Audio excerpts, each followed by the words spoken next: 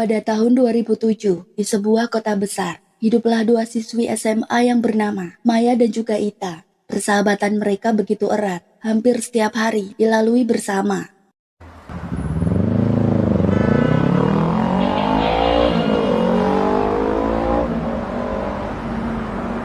Sudah jadi kebiasaan, Maya sering main ke rumah Ita, kadang hanya untuk mengobrol ringan, atau kadang juga sampai menginap. Namun di balik keakraban itu, Maya selalu menyimpan rasa tak nyaman, karena ternyata dia sedikit bisa melihat makhluk gaib atau indigo.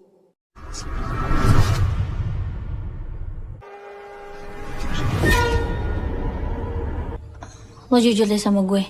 Tapi meski begitu, Maya tak pernah berani bercerita, karena ia tahu tak semua orang bisa menerima hal yang tak kasat mata seperti itu.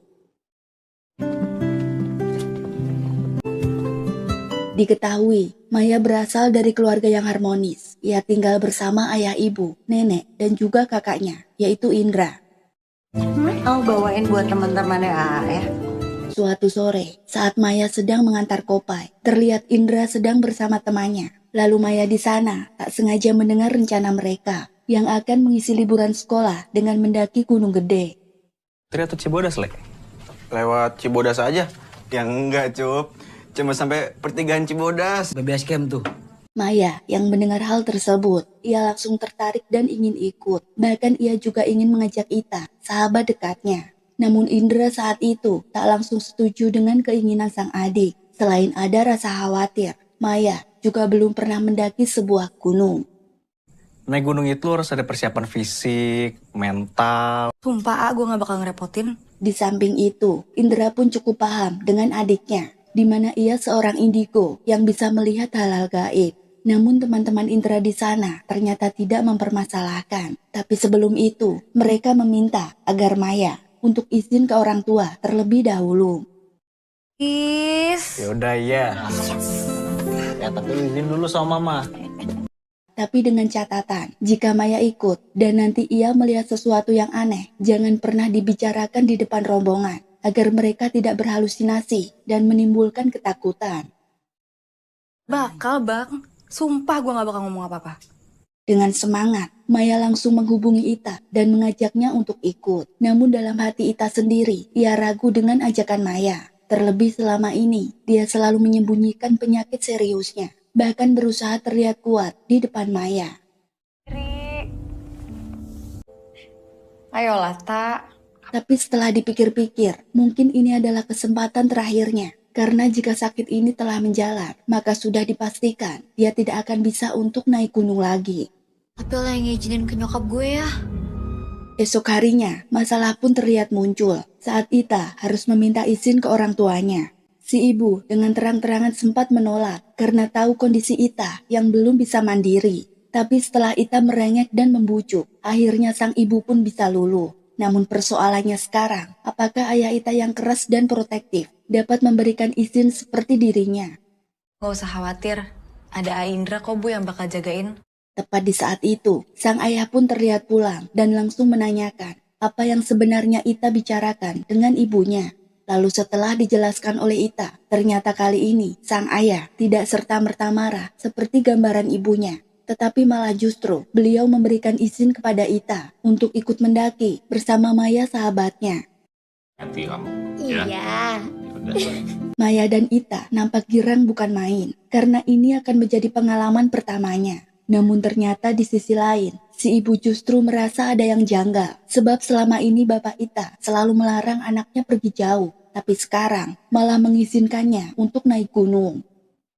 Hati-hati ya, jaga sikap. Singkat cerita, akhirnya hari yang ditunggu pun tiba. Maya dan Ita bersiap mendaki Gunung Gede bersama Bang Indra dan juga teman-temannya.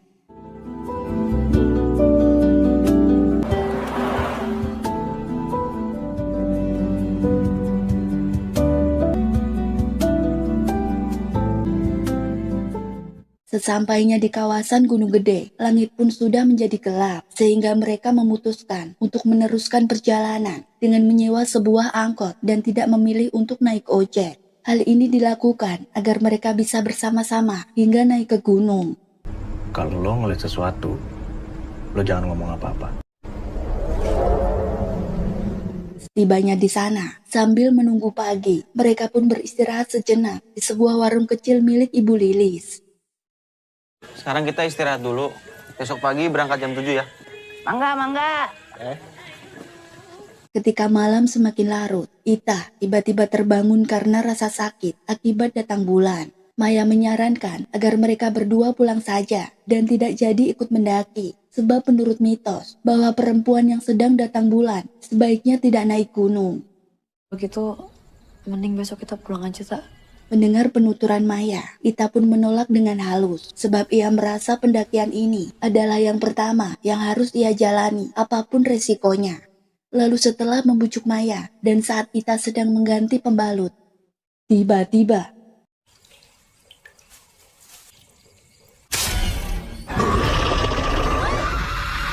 saat semua orang mendengar teriakan Ita, mereka kemudian langsung menghampirinya. Di sana, Bu Lilis pun sempat heran karena makhluk halus seperti yang diceritakan Ita nampaknya sudah lama tidak muncul. Tapi kenapa kok sekarang bisa-bisa ia kembali dan mengganggu di warungnya? Itu teh ciri-ciri penunggu tempat ini. Dulu dia memang sering ganggu pendaki yang datang ke sini. Tapi udah gak pernah muncul lagi semenjak tempat ini dibersihkan. Paginya, mereka pun terlihat sepakat untuk menyuruh Ita agar tidak melanjutkan pendakian. Tapi anehnya, Ita justru terlihat segar, seolah tak terjadi apa-apa. Oleh karena itulah, mereka akhirnya memutuskan untuk tetap melanjutkan acara ini. Yuk. Bagus ya, Mai, pemandangannya.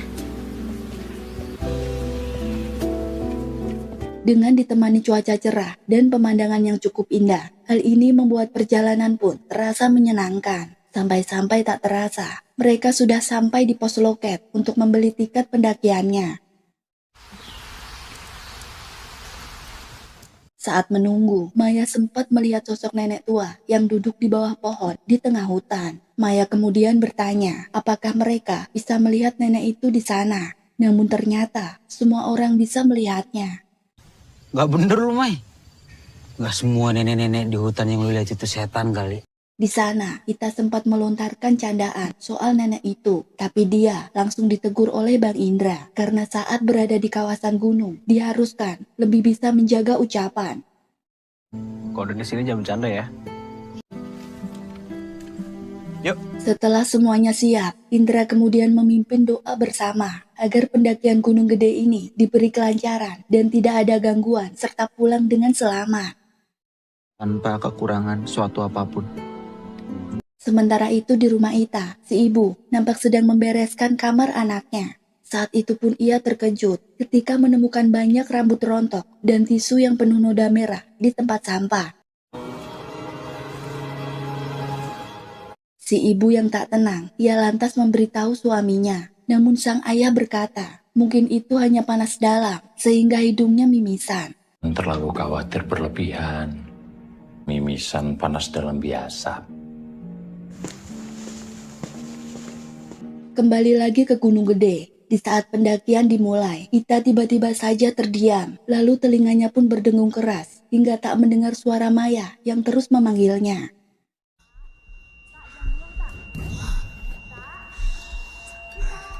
Tak, kalau capek, kita bisa istirahat sebentar. Ya lanjut. Yuk. 2 jam berlalu, mereka beristirahat di sekitar telaga. Di saat teman-teman lain duduk santai, Ita malah berdiri sendirian di pinggir telaga. Lalu diam-diam, Ita membuang sesuatu yang terbungkus di kantong plastik hitam. Dan kemungkinan itu adalah bekas pampers yang habis ia pakai semalam. Maya yang melihat Ita, ia pun mendekatinya karena merasa ada yang tak beres di sana. Lalu seketika,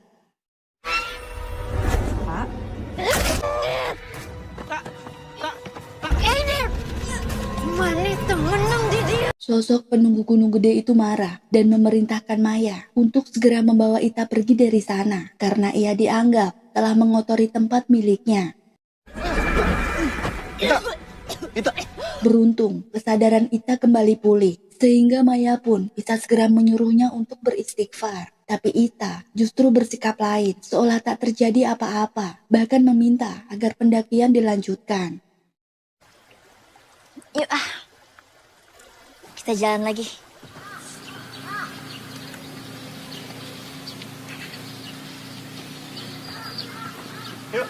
Setelah kejadian di Telaga barusan, suasana pendakian mulai terasa ganjil, di mana Maya kali ini kerap melihat bayangan hitam melintas. Lu dengar suara anak kecil ketawa nggak, Mai? Apaan sih? Ngapain sih, Cup? Pusing kepala gue ngeliat tinggal lu. Cup, ke pindah belakang lu, Cup.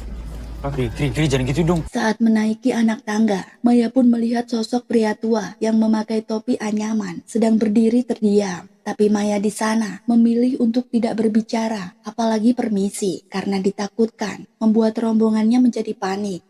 Lalu tiba-tiba, Balik.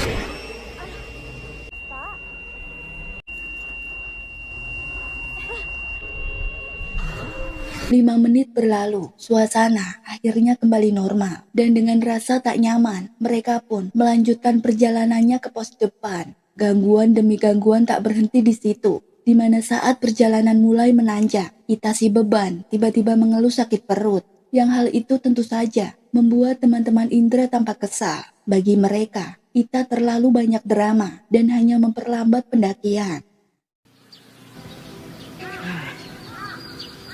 Tak disangka, tiba-tiba Ita kembali kesurupan dan ia berbicara dengan menggunakan bahasa Sunda. Maya yang peka, ia dapat merasakan ada kehadiran makhluk lain di sana. Sosok itu ternyata nenek tua yang pernah dilihatnya saat melintas hutan tadi. Dan kini ia sedang merasuki tubuh Ita dari kejauhan. Ita sadar! Sadar Ita! Sadar! Budak, iya, kudu turun. Di rumah, Ibu Ita juga merasakan kegelisahan, di mana saat sedang memasak, ia merasa ada sesuatu yang tak beres sedang terjadi di Gunung Gede. Bu, Ita kan udah bisa jaga diri sendiri.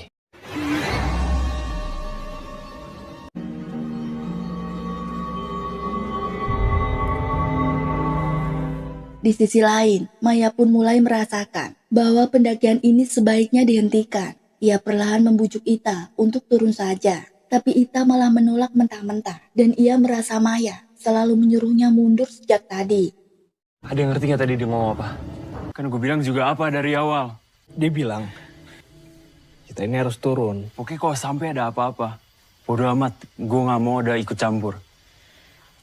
Tak lama setelah itu, Ita kembali kesurupan, tapi kali ini berbeda. Sorot matanya tajam dan tenaganya berubah menjadi kuat. Ita mengatakan, kalau yang lain mau turun, silahkan turun saja. Tapi ia sendiri akan terus naik menuju puncak, walau harus orang diri. Gue bisa ke atas sendiri. Lalu tanpa menunggu, Ita langsung berjalan cepat meninggalkan rombongan. Mereka yang panik sempat berusaha mengejar, tapi sepertinya Ita melangkah tanpa hambatan, hingga ia pun menghilang dari pandangan.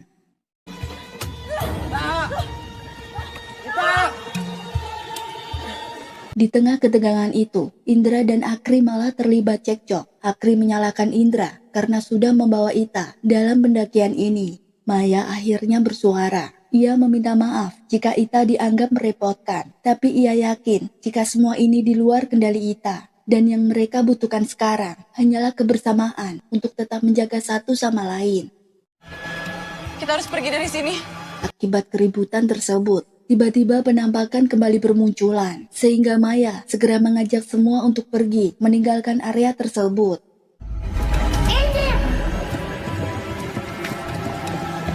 Dan setelah beberapa lama berlari, tak disangka mereka menemukan Ita duduk sendirian. Saat itu, Maya terus mengajak Ita untuk turun, namun dia tetap menolak dan ingin terus mendaki. Alasannya, Maya pasti akan rindu dengan momen ini. Nanti pasti lo bakal kangen banget deh. Pengen naik gunung lagi bareng gue. Setelah Ale mengecek, ternyata puncak Gunung Gede sudah tak jauh lagi, sehingga mereka pun sepakat melanjutkan perjalanan. Kali ini, rombongan berjalan perlahan. Walau beberapa kali Ita terhenti karena kedinginan, tapi ia tetap berusaha melangkah, sebab tak ingin menyerah di tengah jalan. Gue gak apa-apa kok. Tak, Lo masih kuat gak, Tak? Kita lanjut aja.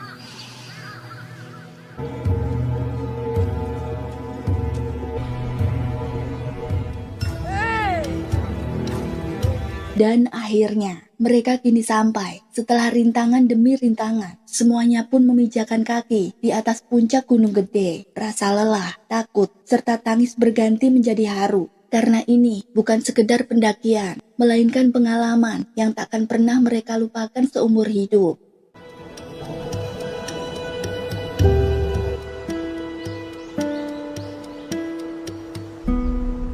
Para laki-laki sempat bergumam, jika saja Ita tidak kesurupan berkali-kali, mungkin mereka sudah sampai dari tadi dan akan menikmati pemandangan gunung di siang harinya. Ita yang mendengar itu, lantas ia meminta maaf karena sadar jika telah melakukan kesalahan. Beruntung, teman-teman pun bisa memaklumi sebab mereka tahu bahwa semua ini bukan salah Ita sepenuhnya. Namun tak disangka setelah itu, tiba-tiba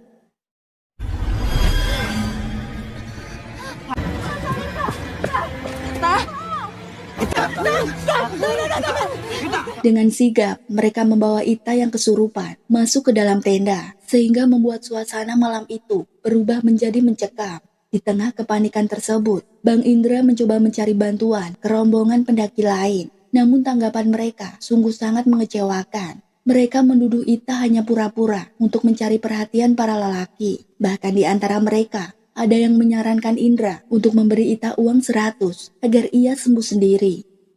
Kasih uang 100.000 di mukanya.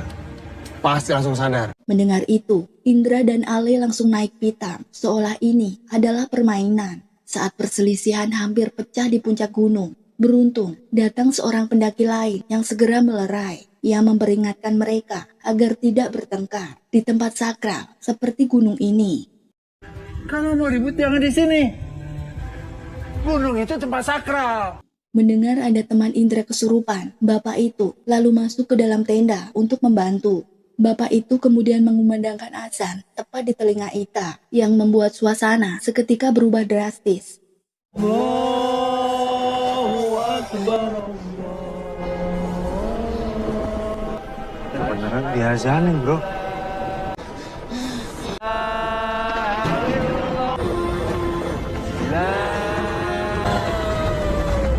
Setelah beberapa lantunan azan, Ita akhirnya bisa sadar. Lalu si bapak itu kembali ke tenda mininya yang terletak agak jauh.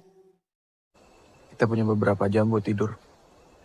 Besok habis sarapan, kita langsung balik. Malam semakin larut ketika para laki-laki tidur di tendanya. Maya pun baru sadar jika Ita sudah tak ada di dalam tenda.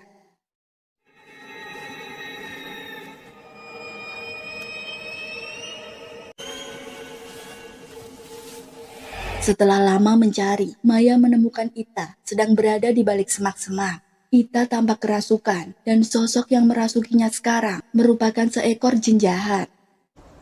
Ayo kita balik ke tenda. Si preketek ini ternyata meminta Maya agar merelakan Ita karena sekarang ia sudah menjadi bagian dari mereka, penghuni Gunung Gede. Namun Maya di sana tak tinggal diam. Dengan nekat, ia menampol wajah sahabatnya berulang kali, sembari berusaha menyadarkannya.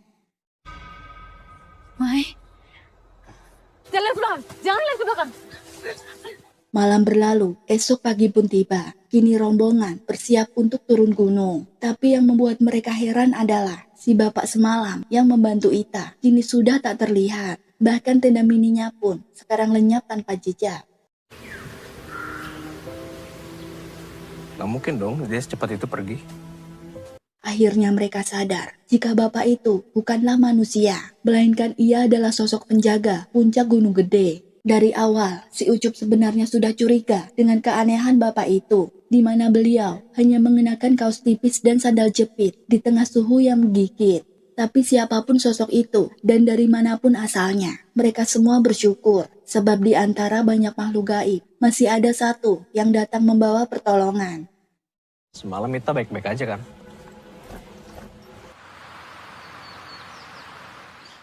Sebelum benar-benar pergi dari sana, Ita pun tidak melewatkan momen penting di mana ia berjalan sendiri di sekitar puncak dan duduk menatap hamparan Edelweiss yang sangat cantik. Maya kemudian menghampirinya, dan saat itu Ita mengutarakan sesuatu yang tak biasa. Katanya, Gunung Gede terasa seperti rumah. Ia merasa nyaman, damai, dan tak ingin pergi dari tempat itu. Rasanya kayak gak pengen pulang. Mendengar ucapan tersebut, Maya langsung menenangkannya, mengingatkan bahwa orang tua mereka sedang menunggu di rumah. Ita kembali berkata bahwa Maya pasti akan sangat merindukan pendakian ini dan belum tentu tahun depan mereka bisa menikmati pemandangan indah di Gunung Gede ini. Ayo jangan ngomong kayak gitu, ayo kita pulang. Saat hendak turun gunung, Ita mendadak merasa ada sesuatu yang tertinggal di Gunung Gede, tapi ia tak bisa mengingat apa itu. Di waktu yang sama, Yadi yang sensitif pun merasa ada keanehan. Menurutnya, jumlah mereka terasa lebih banyak satu orang dari sebelumnya. Seolah ada sosok lain yang ikut turun bersama mereka. Gak lulus SD lu ya? Hitung aja gak bisa. Yuk kita jalan lagi yuk. Ayo. 3 jam berlalu, akhirnya mereka tiba di bawah dan segera menyewa mobil untuk pulang ke rumah. Dalam perjalanan, sikap Ita mulai berubah. Wajahnya seolah kosong, tapi tangannya menggenggam erat tangan Maya. Sesampainya di rumah, Maya mengantar Ita pulang. Namun ibu Ita langsung merasa ada yang aneh ketika melihat anak perempuannya tak seperti biasa. Beberapa saat kemudian di rumah Maya, si nenek melihat cucunya sudah sampai di rumah dan terlihat sedang bersih-bersih di sumur belakang. Si nenek lantas memberitahu ibu Maya agar tidak menunggu mereka di pintu depan karena Indra dan Maya sudah masuk lewat pintu belakang. Namun ketika hendak dihampiri, ternyata Maya dan Indra yang asli baru saja tiba di rumah. Kenapa, Mah? Kalau begitu, siapa yang tadi terlihat di belakang oleh si nenek? Saat malam semakin larut, Maya tiba-tiba dibangunkan oleh sang ibu. Ternyata ibu Ita terus-menerus menelpon karena anaknya tak berhenti menangis dan berteriak. Nggak berhenti-berhenti. Ayo cepetan. Maya juga Indra langsung bergegas ke sana. Lalu ketika mereka sampai, warga pun sudah ramai berkumpul menyaksikan Ita yang sedang kerasukan. Kenapa Ita jadi begini, Mai? Apa yang terjadi di sana? Pak Ustadz yang datang, ia pun langsung paham jika tubuh Ita sedang dikuasai oleh bangsa jin. Sehingga beliau pun mencoba dan meminta jin itu untuk keluar. Tidak ada setan yang bisa bikin manusia mati.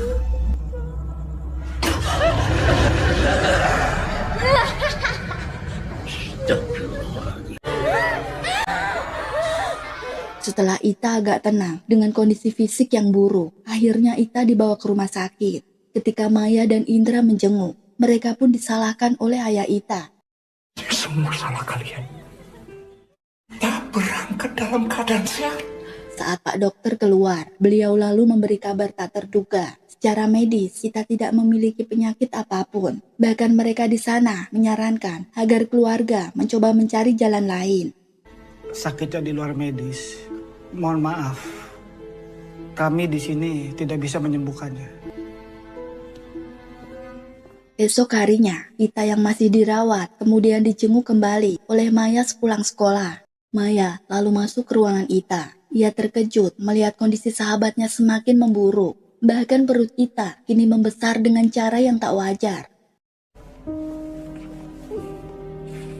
Semua dokter sudah angkat tangan kala itu dan cuma merawat sebisanya. Namun menurut ibu Ita, ada satu kiai yang memberi petunjuk. Jika semua ini terjadi karena dia sudah membuang sesuatu di telaga yang ada di Gunung Gede. Tak tahu, Mai. Ada barang yang harus Ita bawa pulang.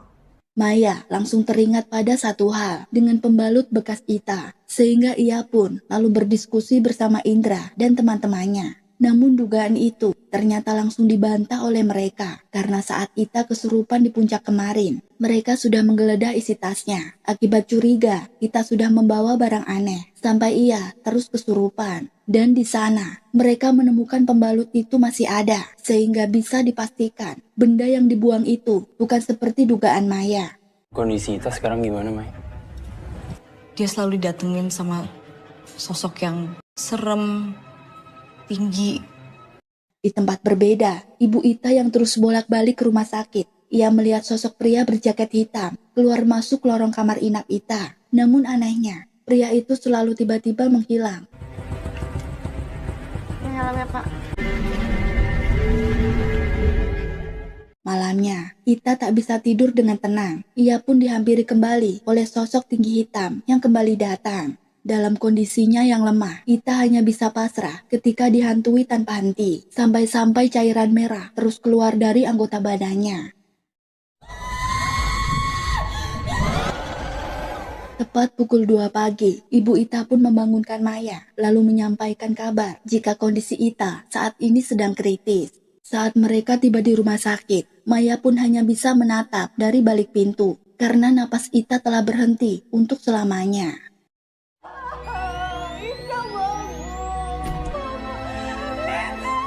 Esoknya, setelah jenazah Ita dimakamkan, si ibu kembali melihat pria berjaket hitam melintas dan wajahnya seolah senang dengan kepergian Ita. Siapa kamu? Ngapain kamu kesini? Pergi kamu dari sini! Pada malamnya, Maya kemudian bermimpi, yang dalam mimpi itu, Ita menerima kantong kresek hitam dari bapaknya, lalu disuruh dibuang sejauh mungkin saat mendaki.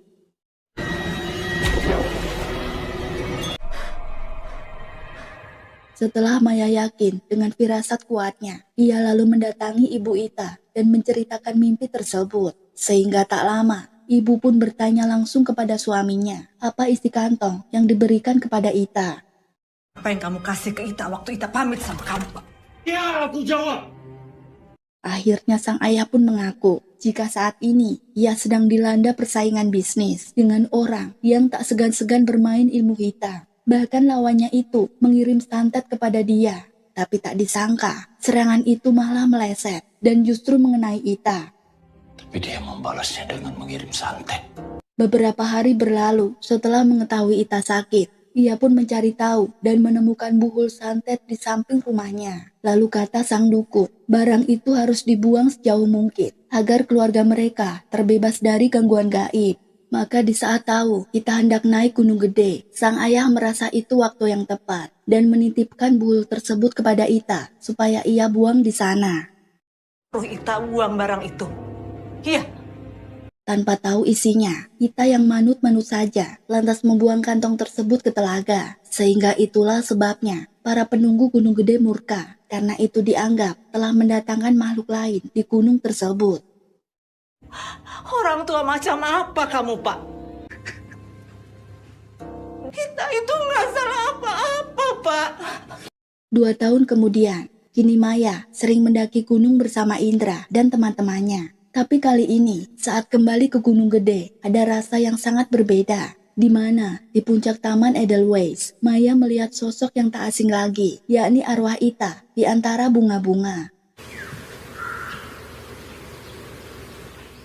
Momen ini mengingatkan Maya dengan kejadian 2 tahun lalu yang akan merindukan pendakian bersamanya. Dan jika suatu saat Maya mendaki gunung ini lagi, maka Maya harus mengajak Ita untuk turun agar ia bisa tenang di alam selanjutnya.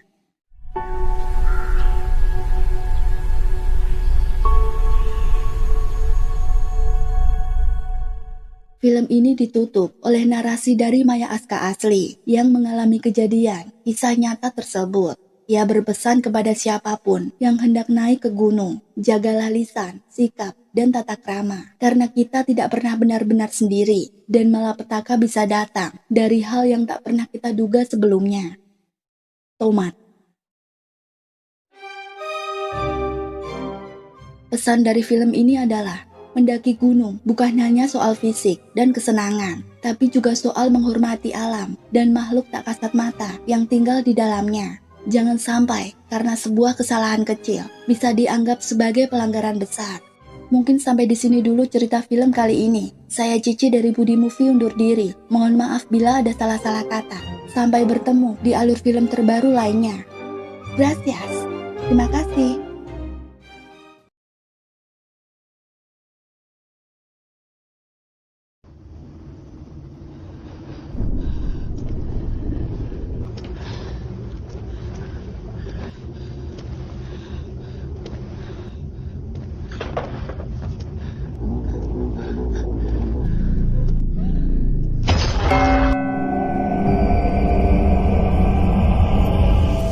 Halo pecinta film horor, kembali lagi di channel Rekap Alur Film Budi Movie. Pada kesempatan kali ini, saya akan mereview salah satu film dengan sutradara Kimo Stambul yang menceritakan sosok hantu kebaya merah, yakni Dread Out yang dirilis tahun 2019. Bagaimana keseruan juga kisahnya? Kita langsung saja ke filmnya.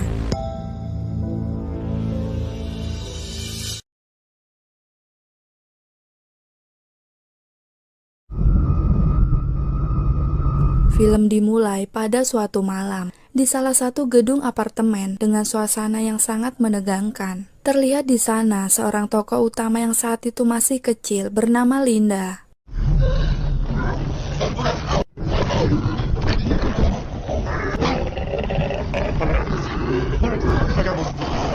Linda dan ibunya ternyata sedang disekap oleh sekelompok orang yang berniat untuk mengambil keris sakti pada suatu jasad, sehingga mereka diminta melakukan sebuah ritual, di mana hal tersebut mengharuskan ada si pembaca mantra terpilih, dan orang tersebut tiada lain adalah ibunya Linda. Kamu baca tulisan-tulisan. Mulai.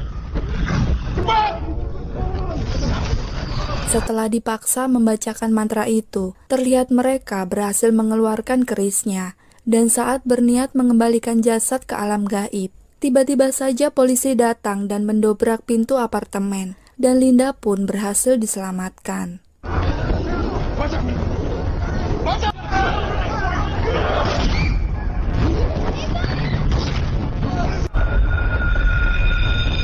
9 tahun kemudian, scene sekarang beralih kepada Linda yang baru saja bangun dari tidurnya, dan adegan tadi merupakan mimpi buruk akan masa lalunya.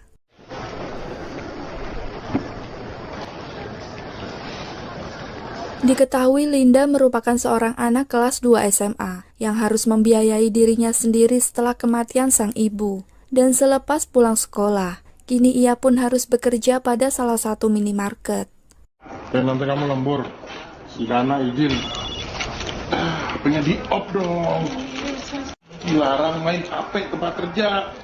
Di depan minimarket tempat Linda bekerja, terlihat ada sekumpulan geng anak SMA kelas 3. Dan mari saya perkenalkan satu persatu dari mereka, yaitu ada Eric, Alec, dan Benny. Juga ada Dian dan Jessica, yang diketahui salah satu dari mereka, yakni Jessica, sekarang ini sedang galau karena follower Instagramnya lebih sedikit dibandingkan dengan adik kelasnya. Lihat, si Ira, anak kelas 11, adik kelas kita followersnya bisa lebih tinggi dari gua.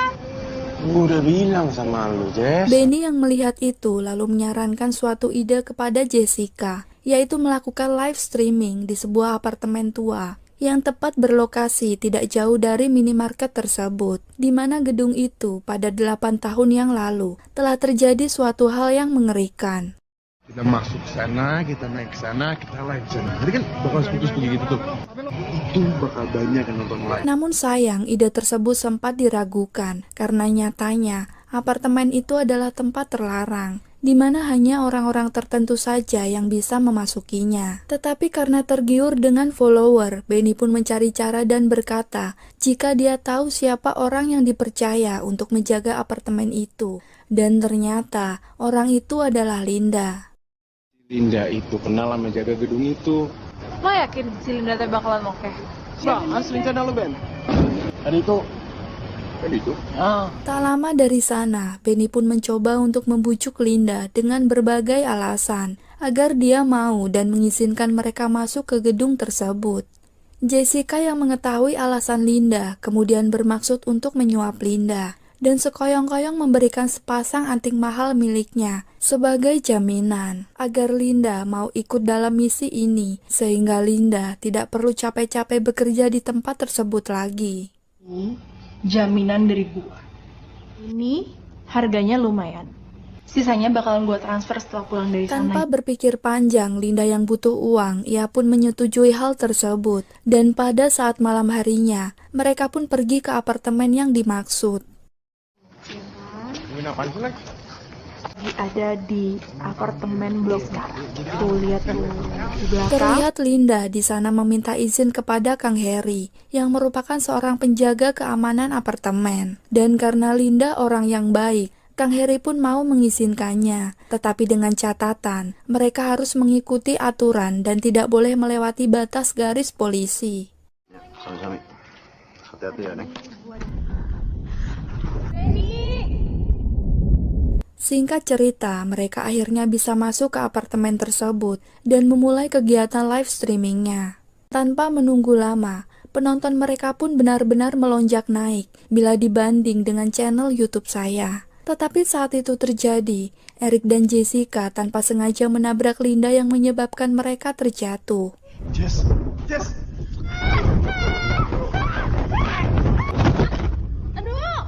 Sempat kesal dengan live streamingnya yang terputus, ditambah sinyal yang kurang bersahabat. Lalu Benny pun menyarankan untuk mencari lokasi lain, yakni dengan memasuki tempat yang ada garis batas polisinya.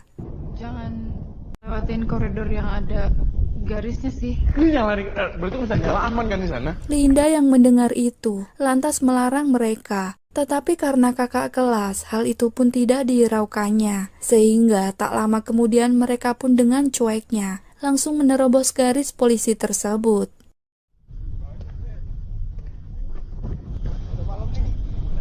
Kalian ada sinyal nggak?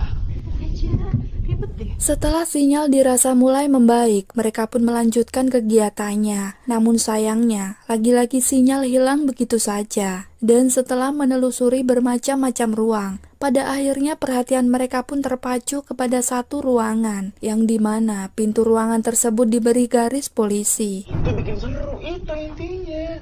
Megang ini aja nggak boleh.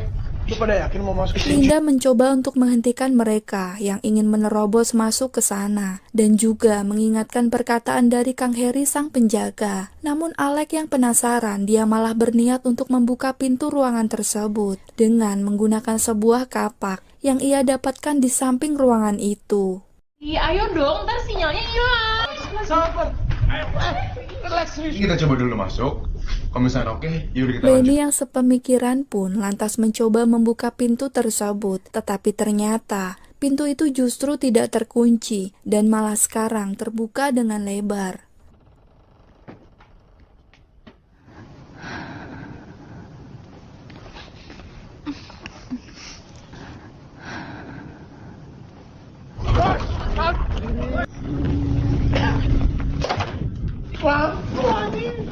Jessica yang senang karena sinyal telah membaik. Dia pun mulai melakukan siaran langsung kembali. Namun saat semua orang sibuk, tiba-tiba saja terdengar suara-suara aneh. Sampai akhirnya mereka mendekati Linda dan menanyakan keadaannya.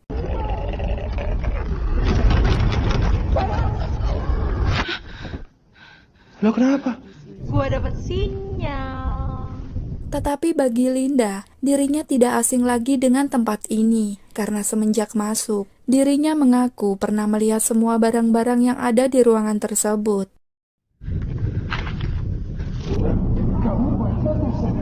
Yes. Kayaknya kita udah harusnya balik deh. Mati lagi. Dan setelah sesi itu, perhatian mereka pun beralih kepada Benny yang melihat kulit ular di salah satu lantai ruangan. Kemudian Alek mencoba memastikannya, tapi ternyata ia menemukan kumpulan-kumpulan kertas yang terbuat dari kulit binatang. Dan beberapa di antaranya seperti sebuah petunjuk. Kok ini gambarnya sama kayak yang di situ ya? Oh, banget ini. Ini udah banyak nih, coba dijejer deh. Coba. Melihat simbol di kertas tersebut mirip dengan simbol yang ada di lantai ruangan. Lalu mereka pun segera memotretnya. Tetapi berbeda dengan Linda yang terus mengawasi dan melihat jika tulisan itu malah justru menyala.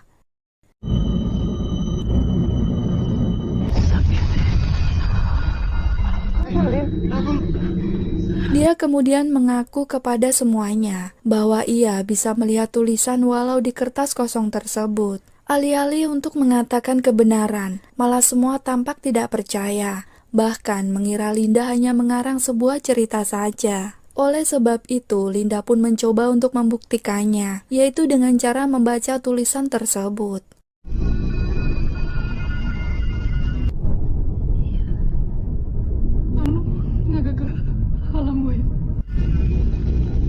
Setelah membaca tulisan itu dan mulai melihat keanehan yang terjadi, mereka pun ketakutan dan berkumpul tepat di tengah simbol ruangan tersebut. Lalu tiba-tiba saja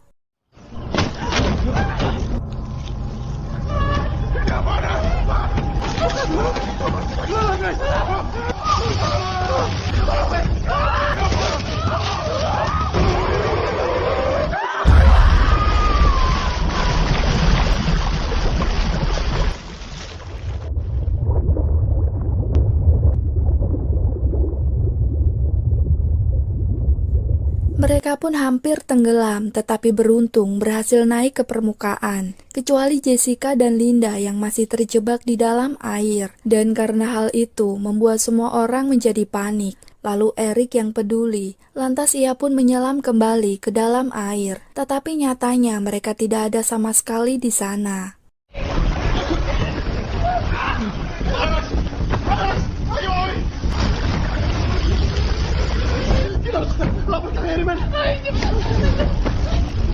Beralih kepada Linda yang berada di dimensi lain. Kini ternyata dia berada di sebuah hutan, dan Linda pun berpikir jika teman-temannya berada di tempat yang sama. Sehingga mau tidak mau dia pun harus mencari mereka, tetapi baru beberapa langkah.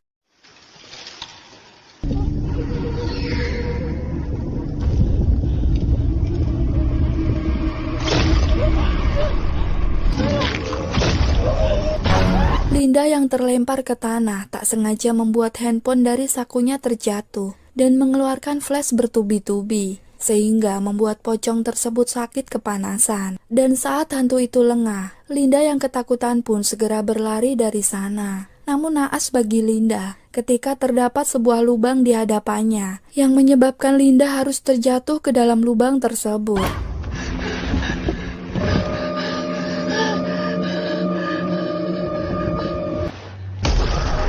Lalu tak lama dari itu, muncul sosok preketek untuk menyerang Linda. Namun kali ini, Linda segera memotretnya, sehingga flash dari kamera tersebut membuat mereka silau, bahkan kepanasan dan musnah tak tersisa.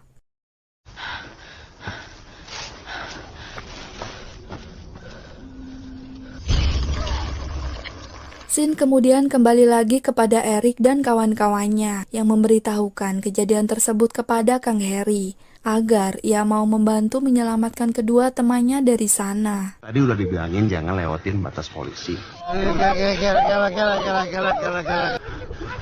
Lu pada gila ya? Mana ada kolam renang dalam rusun? Tolong Kang, anjing. Ayo, kita mau kasih lihat. Kembali lagi kepada Linda yang baru saja berhasil bangkit dari lubang tadi. Ia pun menyadari jika kelemahan hantu jadul di tempat tersebut adalah flash kamera handphonenya. Sehingga dengan percaya diri, Linda pun meneruskan perjalanan mencari teman-temannya tersebut.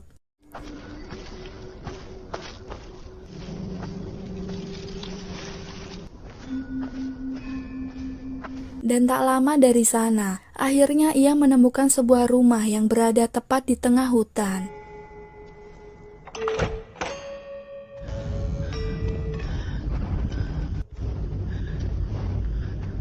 Setelah beberapa saat eksplor rumah tersebut, tiba-tiba saja salah satu kepala wayang bergelinding ke arahnya. Kemudian Linda pun berusaha akan memasang kembali kepala wayang itu. Namun ketika ia menoleh ke arah samping, di sana Linda melihat Jessica yang sedang didandani oleh penghuni rumah tersebut.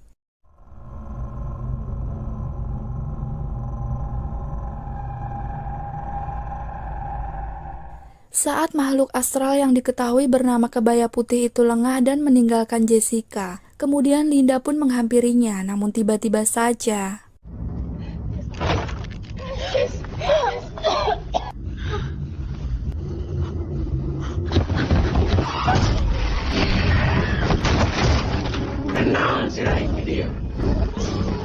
tak berpikir panjang, Linda yang teringat dengan kamera HP-nya, lalu ia segera memotret si kebaya putih sampai kepanasan. Kemudian Linda pun mencoba berlari menuju ke arah Jessica. Tetapi si kebaya putih yang tidak sopan, malah ia dengan gegabah menaiki pundak Linda dan langsung menyerangnya. Si kebaya putih pun terlihat mengeluarkan keris sakti miliknya untuk membunuh Linda. Namun Linda tetap yakin jika baterai HP-nya itu tidak akan pernah drop, sehingga dia terus saja mengeluarkan flash dari kameranya, yang membuat si kebaya putih kehilangan keseimbangan dan tewas untuk kedua kalinya.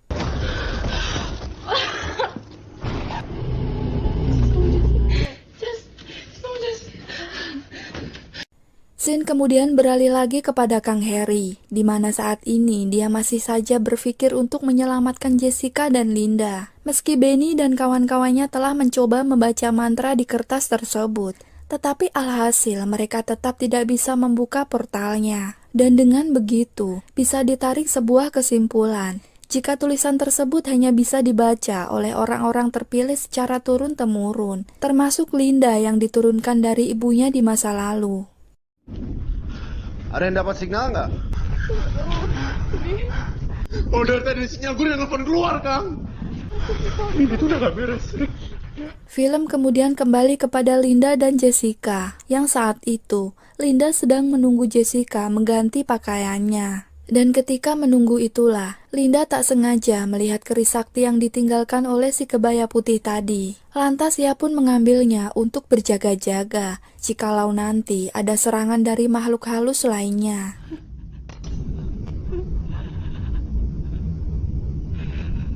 Tapi tak lama, mereka dikejutkan oleh sosok hantu utama di film ini, yakni si kebaya merah, yang langsung berteriak kepada Linda karena sudah membunuh saudaranya si bawang putih.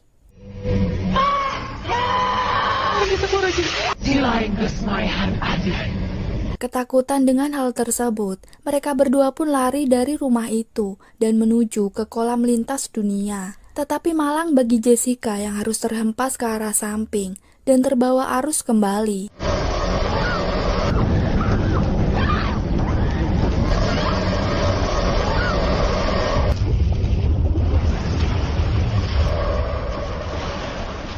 Linda pun berhasil kembali ke dunia nyata dan langsung ditarik oleh teman-temannya. Di sana kemudian dia menceritakan pengalamannya selama berada di bawah kolam tersebut.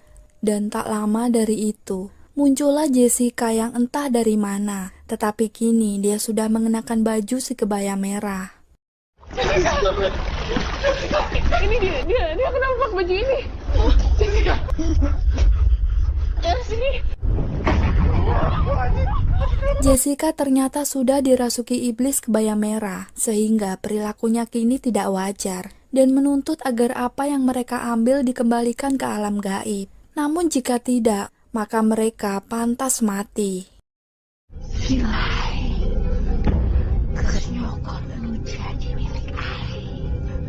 Karena semakin kesal, Jessica lalu mengambil kapak yang berada di sampingnya, dan seketika kapak itu terbang melewati tangan Kang Harry dan menyebabkan tangannya menjadi bonteng.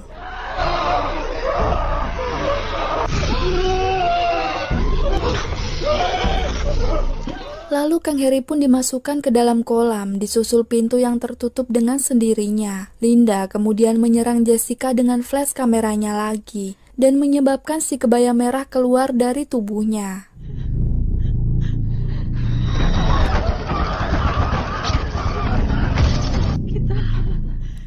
Tetapi hal itu tak berselang lama, karena Jessica kembali bisa dirasuki, dan langsung mencekik Linda. Si kebaya merah yang teguh dengan pendiriannya, lalu ia menanyakan keberadaan keris sakti tersebut.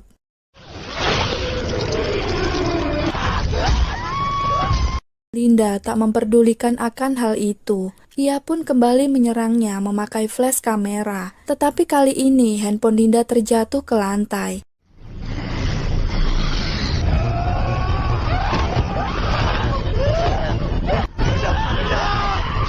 Sial bagi teman-temannya yang harus kembali lagi masuk ke dalam kolam. Tapi kini Linda berhasil meraih kembali handphone tersebut dan segera berusaha untuk menggunakannya. Namun naas, Linda pun harus ditendang dengan keras dan menyebabkan ia pingsan di sana. Alex yang geram lalu ia bermaksud menyelamatkan Linda. Namun sayang, ia harus terjebur ke dalam kolam tersebut.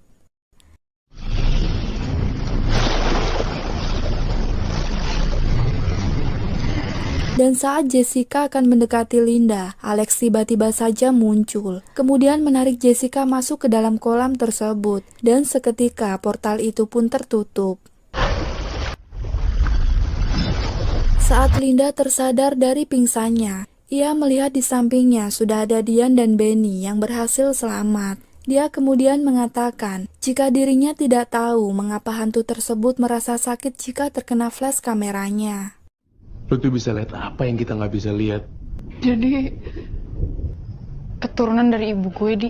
Sempat berpikir lama, kemudian Linda teringat dengan kata-kata si kebaya merah yang menanyakan keberadaan keris tersebut dan meyakini keris itulah yang menjadi penyebab dari semua ini. Sehingga dia menarik kesimpulan, jika barang itu dikembalikan, maka si kebaya merah akan mengembalikan pula semua teman-temannya. Keris ini harus dibalikin, guys. Benny yang menolak akan ide tersebut. Ia kemudian merebut keris itu dari genggaman Linda karena dirinya takut jika si kebaya merah tidak konsisten dan menyarankan agar mereka pergi dari apartemen itu lalu membawa keris tersebut kepada orang yang lebih mengerti. Emang ada cara lain apa? Kita bawa keris ini ke orang yang lebih ngerti, Lin. Pokoknya lu percaya aja sama gue. Dirasa ide itu masuk akal. Linda dan Dian pun menyetujui hal tersebut. Tetapi sekarang kendalanya adalah tempat itu terkunci dan tidaklah mudah jika mereka harus memanjat pagar yang berduri. Sehingga Dian menyarankan agar mengecek bagian tangan Kang Heri yang tertinggal di sana, kemudian mengambil kuncinya.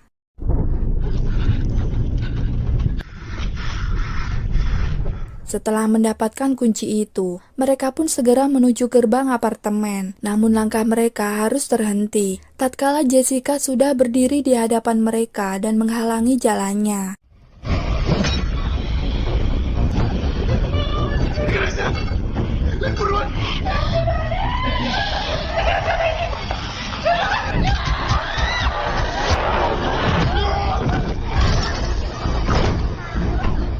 Jessica yang telah dirasuki tiba-tiba saja muncul di belakang Dian, lalu kemudian menarik keris sakti dari genggaman Benny dan memisahkan Benny pada ruangan yang berbeda.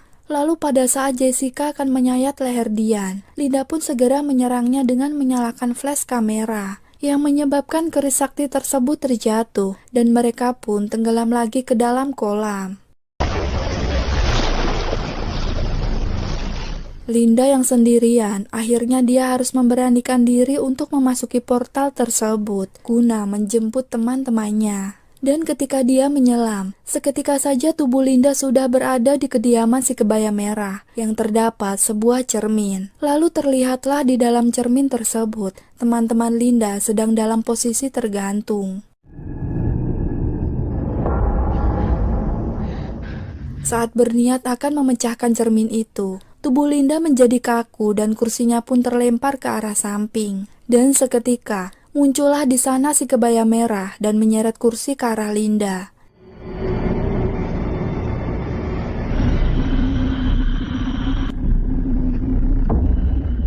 Kemudian sekarang tubuh Linda pun diangkat oleh si kebaya merah. Dan keris sakti tersebut kemudian diarahkan kepadanya.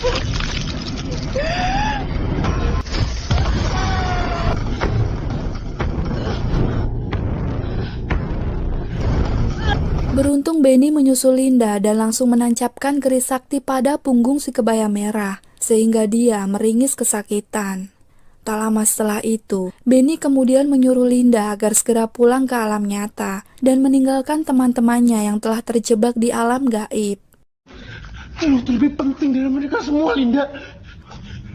Teman-teman lo nggak usah di dalam, Benny. Linda yang keheranan pun lantas menolak karena niat utama dia hanya ingin menyelamatkan semua orang di sana, termasuk si Benny. Tetapi seketika Benny malah menodongkan keris tersebut ke arah Linda dan mengatakan jika semua ini memanglah rencana Benny yang ternyata mengincar keris sakti.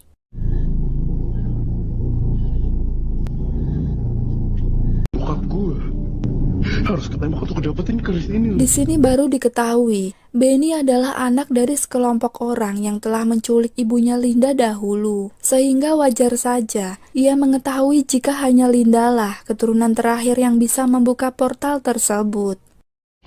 Buka portal dulu, kita sudah masuk.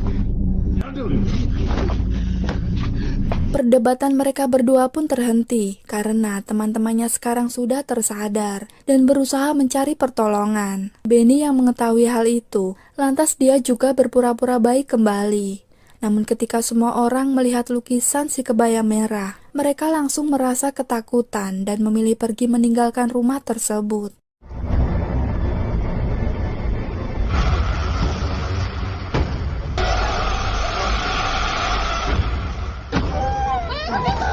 Rintangan demi rintangan kemudian mereka harus lalui bersama, dimulai dari turunnya hujan dan Dian yang terperosok ke dalam lubang, disusul pula dengan kemunculan para pocong mengerikan yang seperti sedang ingin melakukan tawuran.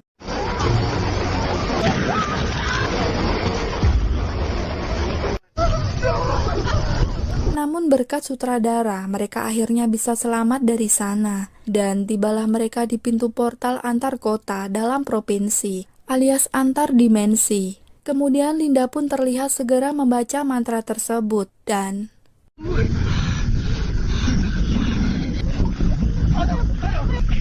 Sekarang bisa hidup.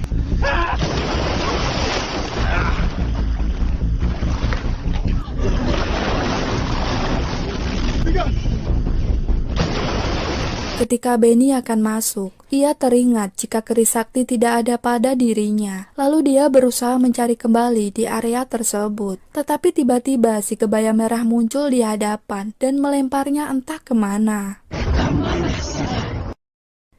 Linda yang ikut jadi bulan-bulanan si kebaya merah pun tak ingin membiarkan dirinya mati begitu saja. Lantas ia berusaha meraih keris sakti yang berada di sampingnya, lalu menusukkan keris sakti tersebut ke leher si kebaya merah. Dan kesempatan itu, akhirnya Linda dan Jessica gunakan untuk memasuki kolam tersebut, sehingga mereka berdua bisa berhasil kembali ke dunia nyata.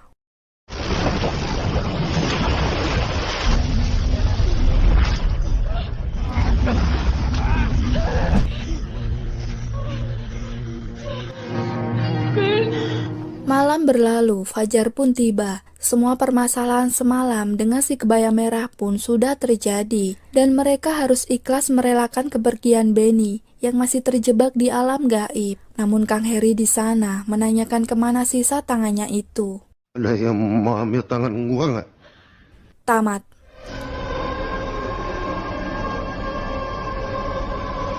Demikianlah seluruh alur film horor kali ini. Semoga kita semua bisa terhibur. Terima kasih juga kepada yang sudah setia menonton. Lalu pesan yang bisa kita ambil adalah, jika ada sumur di ladang, janganlah mandi di sana. Jika ada umur panjang, buatlah kolam sendiri. Saya dari Budi Movie undur diri, dan kita kembali lagi di film horor selanjutnya. Gracias.